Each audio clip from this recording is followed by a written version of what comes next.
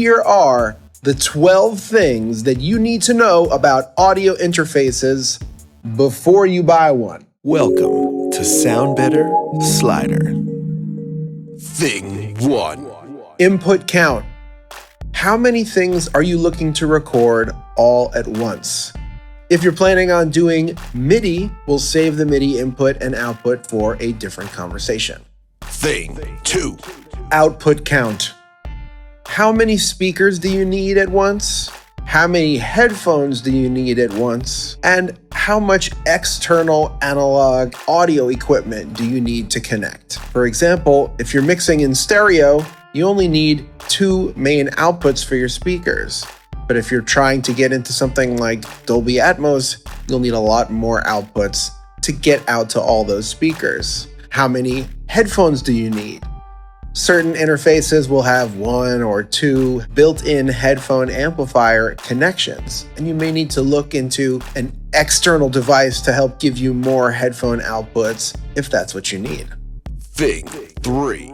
Are you looking to be portable, or are you looking to stay in the same place? Because there's a whole market of audio interfaces that are designed for mobile usage. One of the big things to look for in a mobile unit is, does it have its own power you need to plug in, or will it receive power from the data cable, such as a USB or Thunderbolt or whatever the connection is that connects your interface to the computer? Some interfaces can draw power from that as well. If you're looking to stay in the same place, you can afford to plug it in somewhere all the time, separate from the computer. If you're planning on being portable, you might want to look at the overall durability of the interface, because anything that's going to be moved around is going to experience more wear and tear than something that just sits in the same place all the time. Thing 4. Microphone preamps. When you need microphones, you need microphone preamps. A lot of audio interfaces will have a certain amount of microphone preamps available, but it's not necessarily going to match the total input count. Some interfaces will have 4 mic pre's and then 4 line-ins where you can connect other styles of instruments, but not microphones. So when we're talking about using microphones together with an interface that does not have microphone preamps, then you have to go and purchase a separate mic preamp. Thing 5. So let's talk about latency specifications. Latency is the time delay between when you play something and when it is recorded and then played back to you by the computer. Some interfaces will perform better than others and give you less or more milliseconds of latency. Thing 6. So I'm going to use the term control interface. How do you control it? Does it have knobs that are right on the physical interface? Are they offering software control where you have to interface with the computer in order to really control the interface? So how easy is it to control this interface? Do you like working with it? Do you like how it's designed? Thing 7. Onboard effects. Some interfaces will have effects that you can apply at the input level. You can do something to the signal other than just turn up the input. Maybe there's a built-in EQ or compressor. Thing 8. So we mentioned software a little bit, but let's talk about, is this software compatible with your computer and your operating system? Because you don't want to buy something and then not have it be able to work with your computer. Thing 9.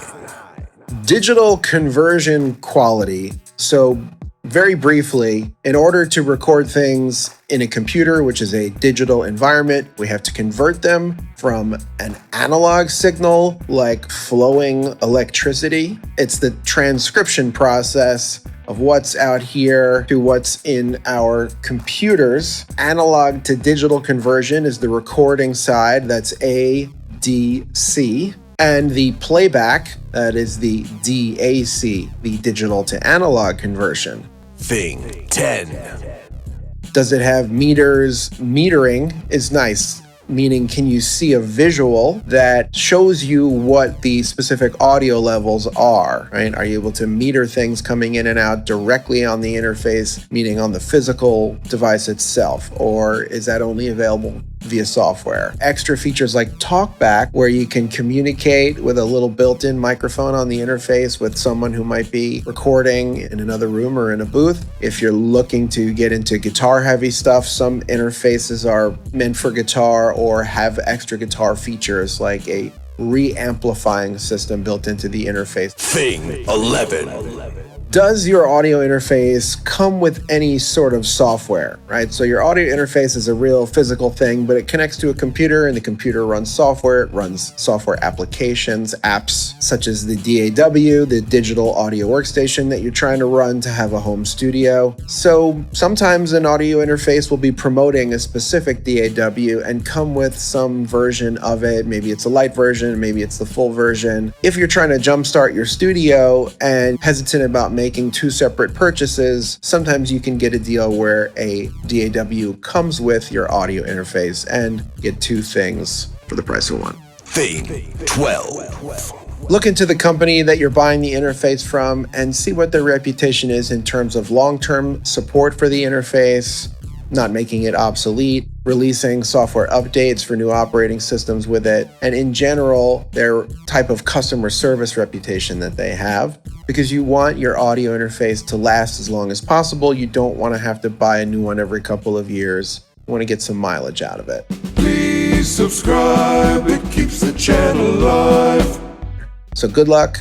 Let me know what interface you either have or what you're thinking of buying in the comments.